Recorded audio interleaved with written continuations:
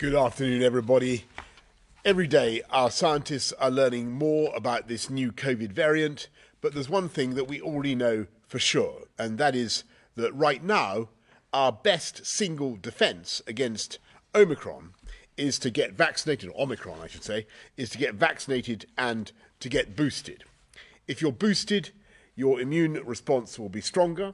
So yesterday, in addition to offering a second dose to all 12 to 15-year-olds, the independent JCVI recommended that boosters should now be offered to everyone over 18, and that we halve the minimum gap between a second dose and a booster from 6 months to 3 months. That means that over 14 million more adults have now become eligible for a booster in England alone. So I'm here today with the Health Secretary, Sajid Javid, and Amanda Pritchard, Chief Executive of NHS England, to set out our plan to make this happen. The target that we've set ourselves is to offer a booster to everyone eligible by the end of January. And as with the first jabs, we'll be working through people by age group, going down in 5-year bands, because it's vital that the older and the more clinically vulnerable get that added protection first. So even if you've had your second jab over 3 months ago and you're now eligible, please don't try and book until the NHS says it's your turn. We've already done almost 18 million boosters across the UK, but we've got millions more to do to protect the most vulnerable.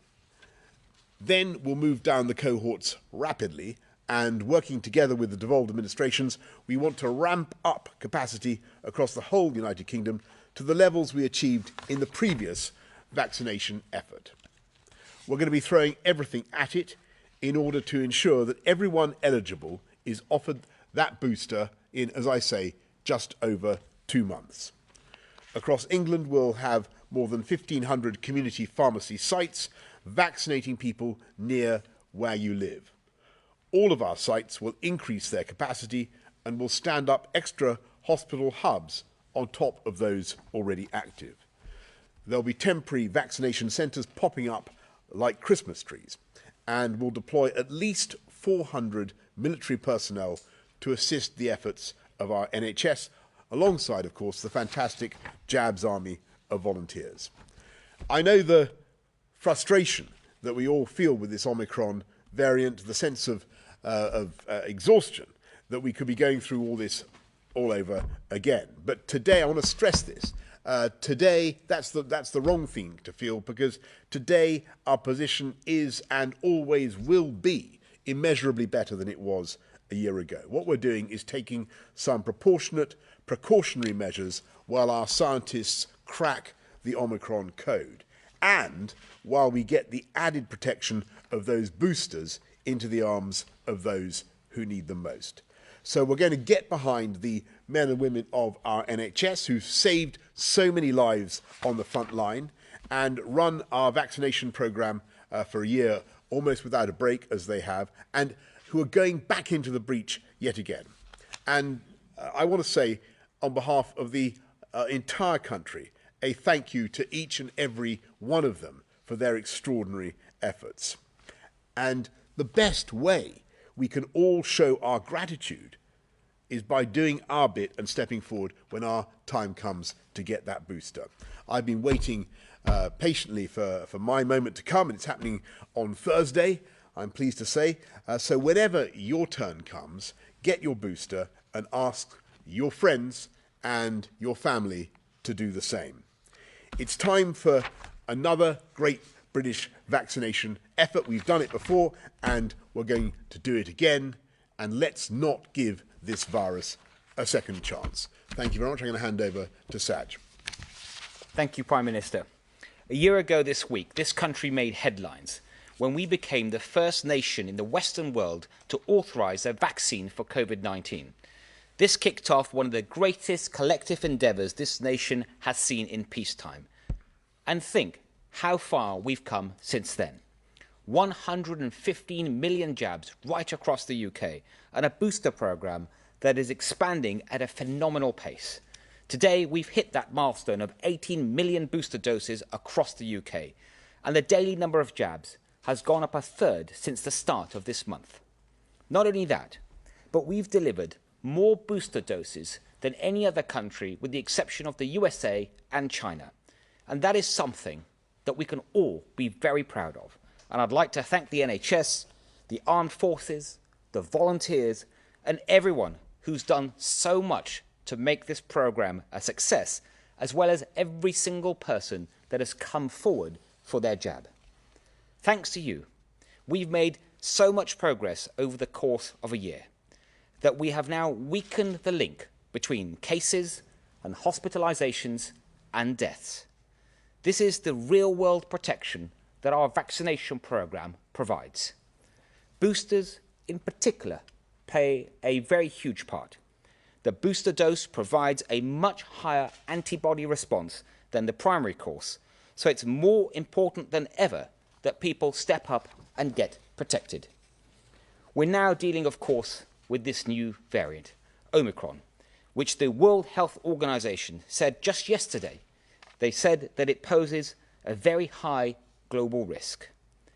There have now been 13 confirmed cases in England and also 9 confirmed cases in Scotland.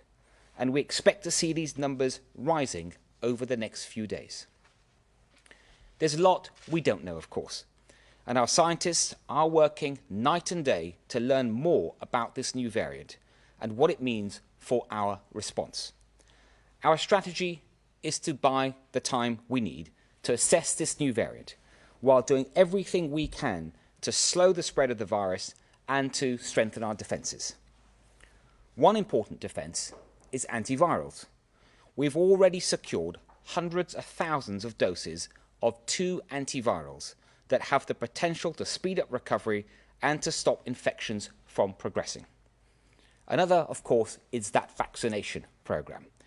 It's true that we don't yet have a full picture of how our vaccines respond to this new variant. But although it's possible for them to be less effective, it's unlikely that they have no effectiveness against serious disease. So the best way that we can strengthen our protective wall is to get as many jabs in arms as possible. I asked the JCVI, our independent expert advisors, to look urgently at our vaccination programme in light of this new variant. And as the Prime Minister just set out, we'll be massively expanding booster doses in line with the JCVI advice. This includes halving the dose interval for booster jabs from 6 months to 3 months, expanding the booster doses to include all remaining adults aged 18 and above, and offering booster doses for people who are immunosuppressed. I'd like to thank the JCVI for acting with such speed in response to this potential threat. This means we're now able to put our booster programme on steroids and protect even more people even more quickly. We've got the jabs, thanks to the brilliant work of our vaccines task force, who've made sure that we've had a strong supply of vaccines all the way throughout this pandemic. And today, we are setting out our plan to get those jabs into arms, and we'll shortly be hearing a bit more from Amanda. We've set some hugely ambitious targets, and we're asking a huge amount from the NHS. But I have no doubt that they will rise to the challenge, just as they have done throughout this pandemic. I know that the developments of the past few days have been worrying for some people, and that we've brought back memories, what we're seeing recently has brought back memories of the strain of the last winter. But although we can't say with certainty what lies ahead, we have one huge advantage that we didn't have back then: our vaccination programme, which has already done so much to keep this virus at bay. But these defences will only keep us safe if we use them. This is a national mission, and we all have a role to play. If we want to give ourselves the best chance of a Christmas with our loved ones, the best thing we can all do is step up, roll up our sleeves, and get protected when the time comes. I'll now hand over to Amanda. Thank you. So yesterday afternoon, the government accepted the JCVI recommendation to accelerate the NHS COVID-19 vaccination programme in response to the potential threat from the new Omicron variant. That's why I am writing to the NHS, setting out the steps we need to take to operationalise this new guidance. As we've just heard, JCVI have advised the gap between the second dose and the booster should be halved from 6 to 3 months. This means an additional 6.9 million over 40s will be newly eligible for a booster. They've also advised that those between the ages of 18 and 39 are also now eligible at 3 months after that second dose, meaning that more than 7 million people in this age group will be eligible for a booster. And on top of this, again, as we've just heard, JCVI has recommended the introduction of fourth jabs for those who are most vulnerable because they're undergoing chemotherapy or have other problems with their immune system. The NHS COVID vaccination programme was already in its most complex phase, and staff are now working at breakneck speed to respond to this, the biggest change in eligibility since the programme was launched. In line with JCV advice, we'll be vaccinating the most vulnerable first and then opening up further, just as we did in those opening waves of the programme. So while changes to the booking system, protocols and patient group directive are put in place, we will continue to vaccinate the millions of people who were already eligible for their top-up jabs. The booking service will then open up to others in their 40s and older people who would previously have had to wait 6 months before moving then on to younger age groups. So if you were not already eligible, please do not contact the NHS. We will let you know when it's your turn to take up the offer. It is our intention to ensure that everyone eligible for a booster is given the chance to book one before the end of January. To make this happen, we will need to expand vaccination capacity right across the NHS. Hundreds of hospitals are, of course, already jabbing their own staff. We're now asking them to vaccinate other local NHS workers, eligible patients and social care staff as well. Around 30 hospitals are already offering jabs to the public through the National Booking Service, and dozens more will be coming online from early next week. Our hard-working GPs, community pharmacists and their primary care colleagues have delivered the lion's share of the vaccinations so far. We're looking at how we can help them to do even more jabs by cutting other burdens on them to free up clinicians' time. And we will ensure that they are properly rewarded for their efforts, particularly when they take time to visit vulnerable, housebound patients who can't travel to vaccination sites. So the payment for standard delivery of vaccinations will increase to £15 a shot until the end of January. To increase capacity on Sundays, when many community pharmacists are not usually open, we'll offer an additional £5 a shot. And to ensure we're prioritising the most vulnerable, we'll offer a £30 premium for vaccinations delivered to the housebound until the end of next month. The CQC have agreed to continue their pause on routine inspections of general practice to help free up clinicians' time. And we're also looking at whether we can safely reduce or even eliminate the 15-minute wait after the jab is delivered, so we could potentially increase the number of people able to get jabs every day in smaller sites like pharmacies. We now have nearly 3,000 sites available across the country. That's almost double the number that we had back in February. But to help make it quicker and easier to get a jab, local areas will also be using mobile vaccination units, which can allow people to get protected basically on their doorsteps. So these are the steps that I will be setting out to the NHS. But it can't happen overnight, particularly given the other pressures facing NHS staff who are working extremely hard. They're working hard to address the backlogs that have inevitably built up in less urgent care, while hospitals cared for more than 500,000 people with COVID as inpatients, and of course many, many more in the community. They're working extremely hard to deal with the rebound in demand for urgent emergency care, and of course they are working extremely hard to care today for those thousands of patients in hospital and in the community with COVID. However, as the world faces this new threat, we can take confidence in what the NHS has achieved so far.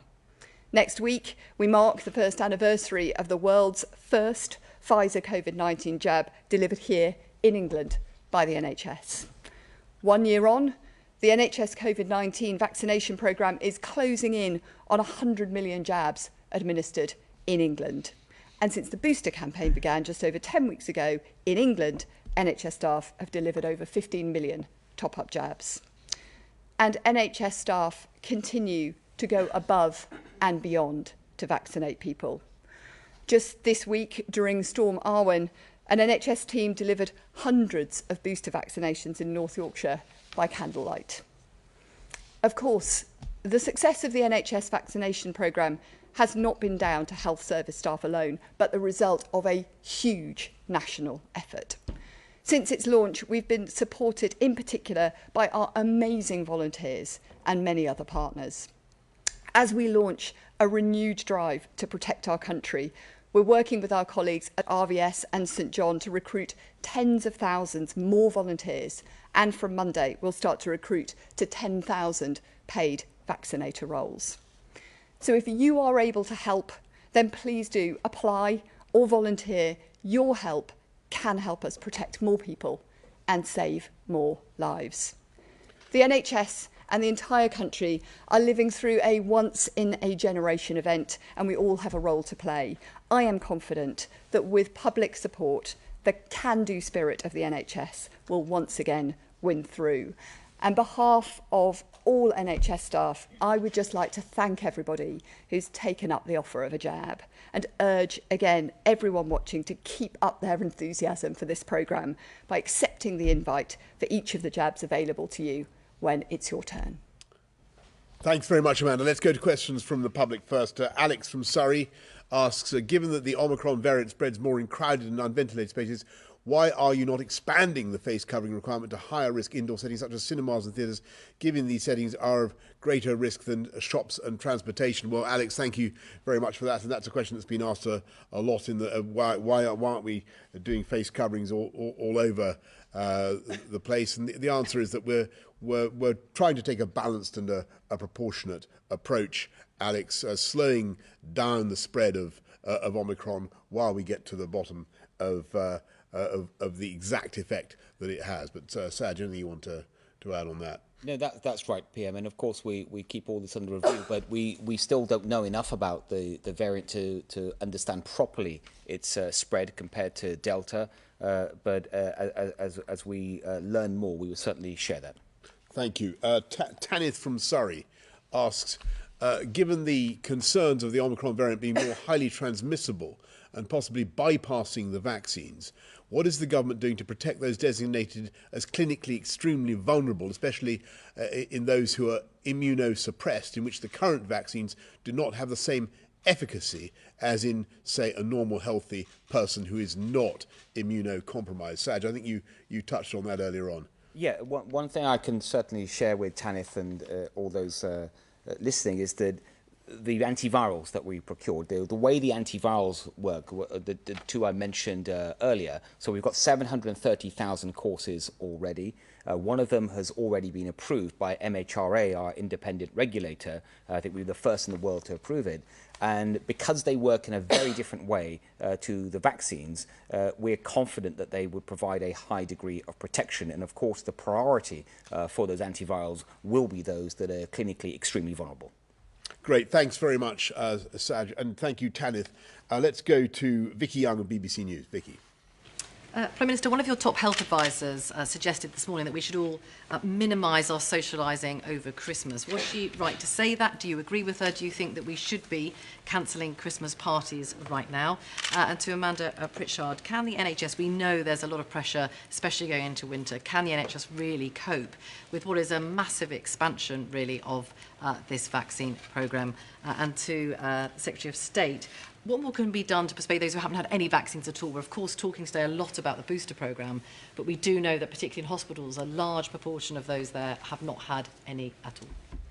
Thanks very much, Vicky. So the answer is no. The guidance remains the same, and we're trying to take a balanced and proportionate approach. And as I explained on Saturday, when talking for the first time to everybody about Omicron, we're really dealing with two variants at the same time. We've got the measures in place to fight Delta, which we think are appropriate, and then we're bringing in some tougher measures to stop the seeding, the rapid seeding of Omicron in this country, to give us the time we need to get the boosters in, and of course to find out more. So those measures, as you know, are the tough measures at the borders, the PCR test when you arrive, quarantine until you've got a negative result, then tougher measures on masks, and then making sure that contacts for anybody who comes into contact with an Omicron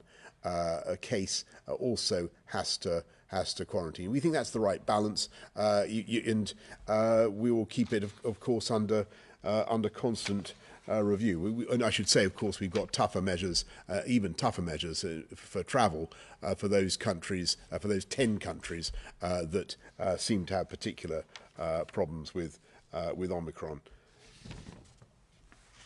Is that it? I think that was it. Good, thank you. Let's.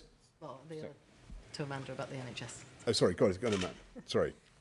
Thank you. Look, I think there is absolutely no doubt that this is the most complex part of the vaccine rollout programme so far. And NHS staff have done, I think, an incredible job. They've stepped up every time there's been a change and responded magnificently through the whole of the past year as the programme has expanded and changed. So I have absolutely no doubt that they will again. On winter, you're absolutely right to say there is significant pressure. I've mentioned some of the pressures on urgent emergency care, as well, of course, as continuing to try and deal with some of the backlogs that were inevitably created across the last 18 months of the pandemic. But whilst we are supporting them with that, we have said very consistently we are expecting this to be a difficult winter. But last year, let's not forget what they achieved, stood up to the second massive increase in COVID cases, began that life-saving, vital rollout of the vaccine programme, and of course dealt with all of the usual winter pressures as well. So I think we can take great comfort from what the NHS has done over the last year and a half, and certainly what I see across the NHS is a huge number of people pulling out absolutely all the stops to do the right thing for their patients. Absolutely right. So, Emily Morgan of ITV. Prime Minister, should people be taking your advice or the advice of one of your scientific advisors who said we should be limiting unnecessary social contacts? Can you see why people are confused? And to you, Amanda, even if you did 3.5 million booster jabs every single week, it would still take until mid-February, by my calculations, to get through all those who are eligible. How are you going to do it by the end of January?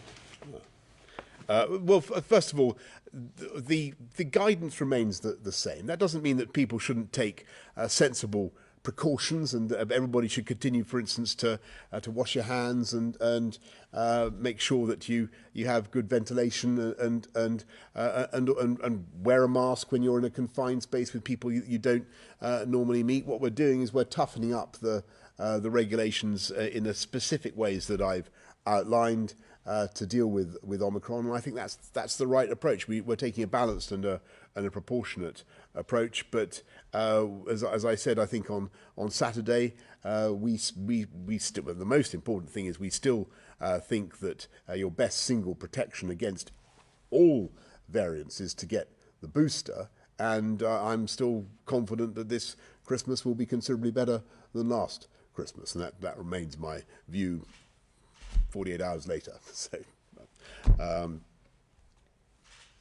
you want me to go? Yes, Amanda, go on. So, look, thank you. It is our clear intention to ensure that everyone who is eligible has a chance to book that booster by the end of January.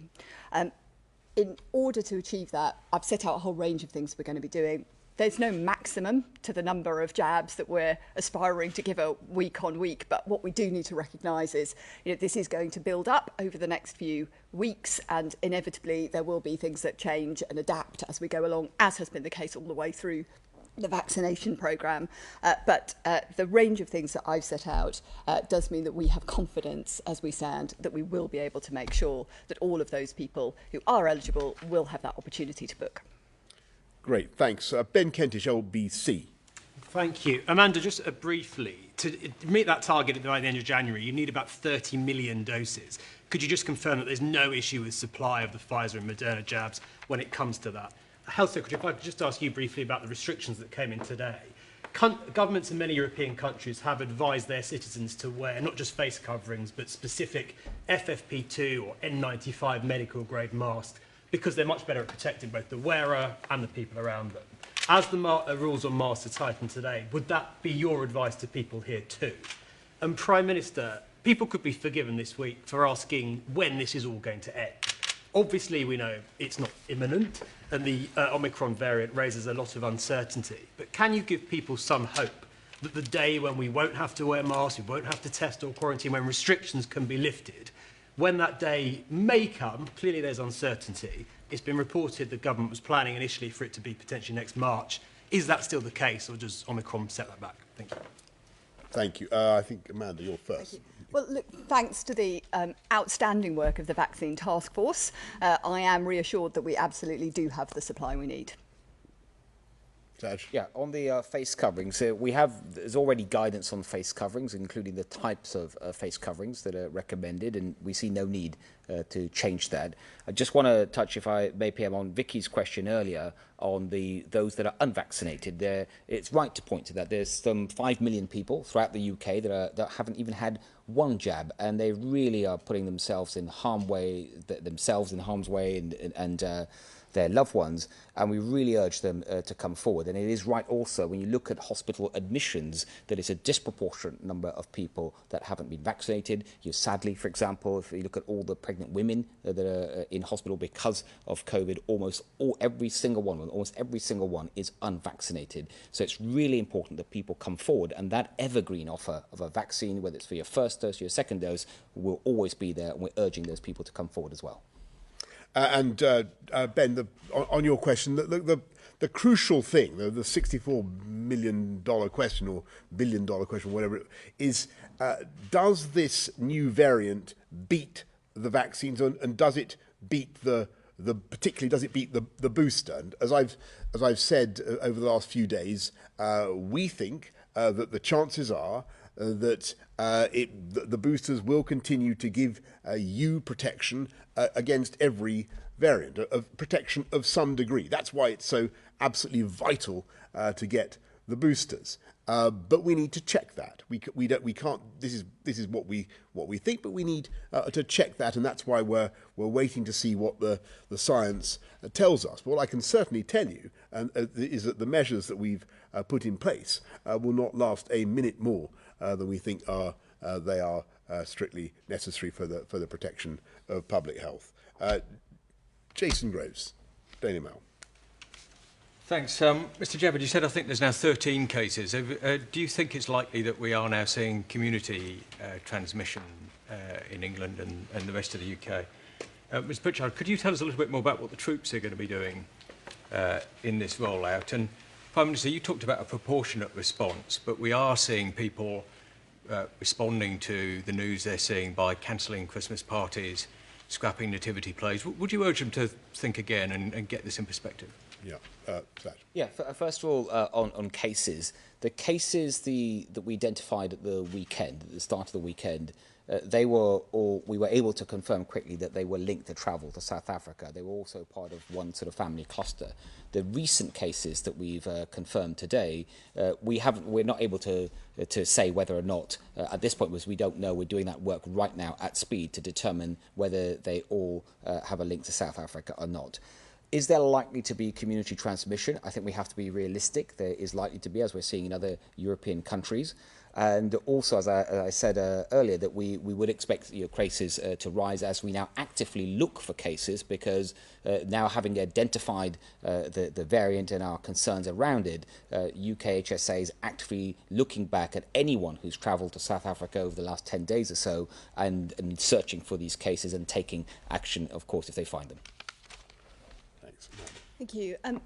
So the NHS has had brilliant support all the way through this programme, whether that's from volunteers or from the military or partnership with a whole range of other community groups and local government. So, once again, we will be working with the military in a range of ways, everything from kind of support with logistics through to actually providing jabs. But I would just use this, if I may, as another big plea for people if they are interested in thinking about coming forward as a volunteer, because the volunteer workforce was critical all the way through the whole of the last year and really will be again. And I know that the incredibly dedicated staff who are working in the NHS really value the support that they get from that volunteer workforce and from those wider partners.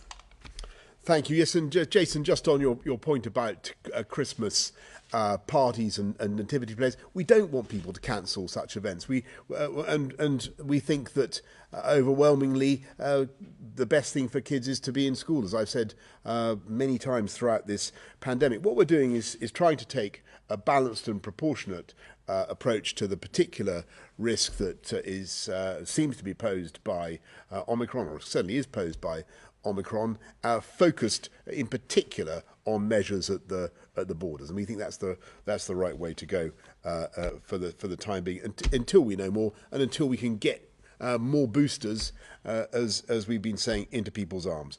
Can we go to Jasmine Cameron Chileshi of the FT, please?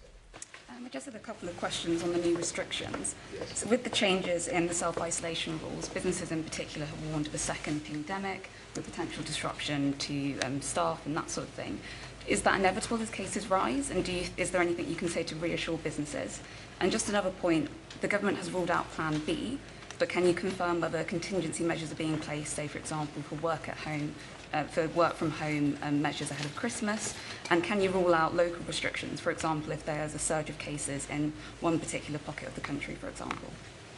Thanks very much, Jasmine. So just on the risks of going back to where we were in July, the so-called pandemic, I don't think that is likely to happen, in the sense that so far at least the numbers of cases of Omicron are small, but we'll have to see, and we'll have to keep that constantly under review. On the issue of, you asked about local measures, I certainly think that we went round that a lot in the last year, and I think that we've settled pretty much on the view that having as far as you possibly can, moving together is the way to do it. And sorry, you had a middle question. It was just that the government has ruled out Plan B, but are there other contingency measures? Well, look, thanks, Jasmine. We haven't ruled out anything. I've got to tell you. I think another lockdown of the kind that we've had before is extremely unlikely. I'll be upfront with you about that.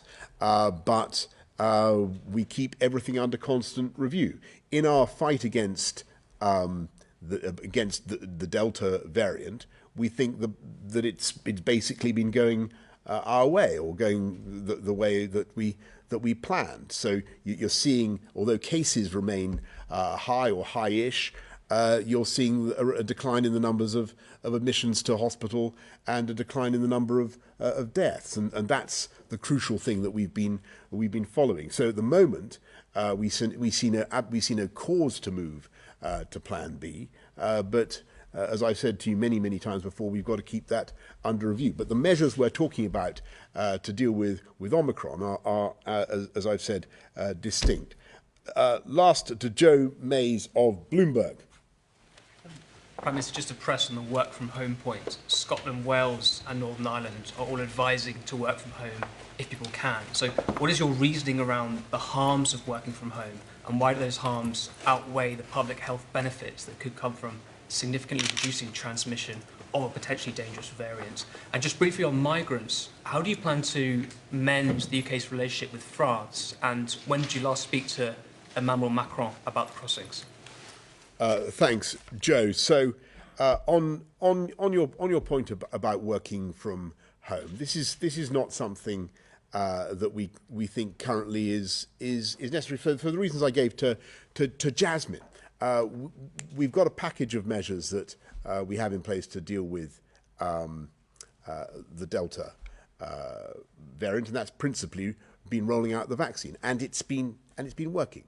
And I repeat what I said just now about the numbers of deaths and hospitalizations coming down. We now have a particular issue to deal with the seeding of the potential seeding of the new Omicron variant, and there what we want to do is focus particularly on tough measures at the borders. We're also doing something to stop transmission by reintroducing face masks in some settings, so continuing to advise them in other settings, but tightening the rules on face masks.